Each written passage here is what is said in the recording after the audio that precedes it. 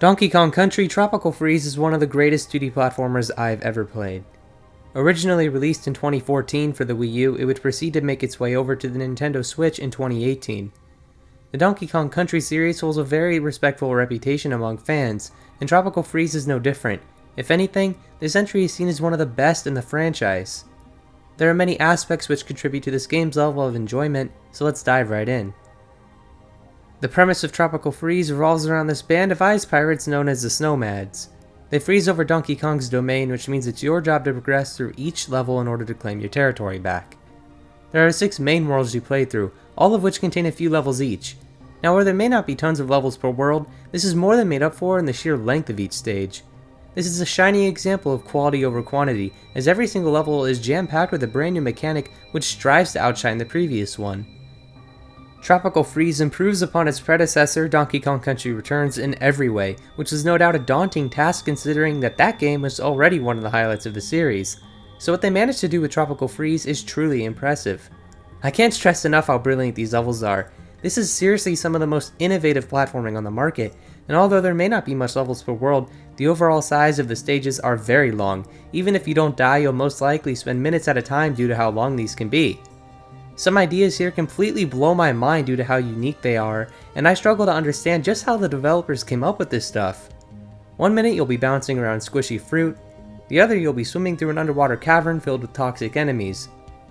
Speaking of which, the water levels return from the older titles, and surprisingly, they control great. They managed to strike a great balance between player control and enemy placement here, as dying almost never feels like it was the game's fault but rather your own, which is a difficult task to achieve with underwater movement, considering how many games lack greatly in this department. As far as enemies go, the ones found underwater are used brilliantly, not only from a visual standpoint, but from a mechanical point of view as well. These all act exactly how real-life sea creatures are, and it's fascinating to play such a cartoonish game with this level of realistic immersion. And that goes for the land enemies as well. Sure, these may not be as realistic as the sea creatures, I mean, come on, we are talking about penguin Vikings here. But the level of progression from which they are introduced to the player is genius. This game levels up on 2D Mario's level design and produces something much more respectable in certain ways. The enemies start off easy and slow, but very slowly you'll start to see an increase in their behaviors along with appearance. It's never shoved in your face, therefore, you could be defeating brand new enemies without even realizing it due to how well they transition between levels. And most of these guys are no pushovers either. I mean, some of them can be genuinely tough, and this goes double for the boss fights. These encounters are genuinely challenging through and through until the very end. Starting off from literally the first world in the game, you'll be faced off with a very big step up from the likes of the boss encounters in the new Super Mario Bros. Games, that's for sure. These guys all have 3 different phases and each require 3 hits to reach the next form. One thing I came to learn pretty fast about Tropical Freeze is that it's very pattern based. In order to defeat these bosses, you must pay attention and study each of their movements throughout the phases, otherwise you stand no chance of victory. You will most likely die at least a few times to some of the later ones because of how challenging their patterns get. Even as early as World 2, you'll be facing off against possibly one of the most difficult encounters of the game. This owl, like the others, requires complete dedication and focus in order to defeat, especially when you consider how few hit points you're granted with. The final boss fight in the game lives up to its placement, as this is a brutal challenge and definitely took me multiple attempts to conquer. His moves are completely unpredictable, so you will no doubt spend at least 30 minutes studying this guy's every move if you want to progress in the slightest. That being said, this, along with the other fights, are incredible and all pose a very legit challenge. All of them perfectly test you on your mastery over Donkey Kong's movement, along with your patience and attention span. And speaking of movement, this time around, you aren't forced to play through the entire game with Donkey Kong and Diddy Kong. Now on top of Diddy Kong being the only assistant to DK, we now have Dixie and Crazy Kong. All 3 of these characters serve their function well, and offer a great level of variety to the player in terms of how they want to tackle a specific level. Diddy Kong utilizes his classic jetpack, Cranky Kong uses his cane to allow traversal through spikes and the ability to harm almost any enemy on impact, but in my opinion, the best of these is definitely Dixie Kong. In all honesty, her inclusion sorta makes Diddy Kong feel pointless to use, as Dixie functions in a very similar way, only this time she can grant height rather than just distance like Diddy Kong. She was my main source of protection throughout the game, as her ability came in clutch more times than I can even count. All in all, These are all still very enjoyable characters to use and add so much more to the experience than we had previously.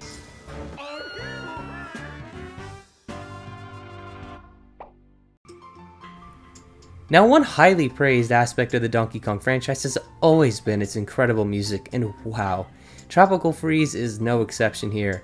This may be the single best soundtrack in the entire series, and although each game holds a terrific score, Tropical Freeze just improved upon them in every way possibly could. The older tracks that were brought back aren't just the older tracks reused, but remade in beautiful ways to fit the more modern visuals and style.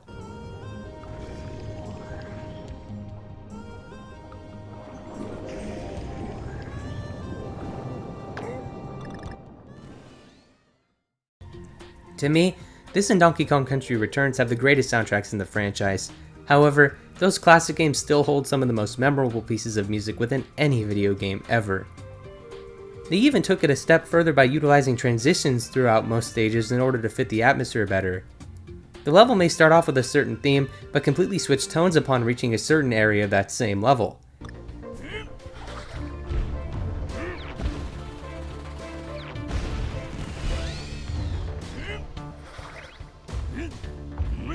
This enhanced the experience in such a subtle but drastic way at the same time.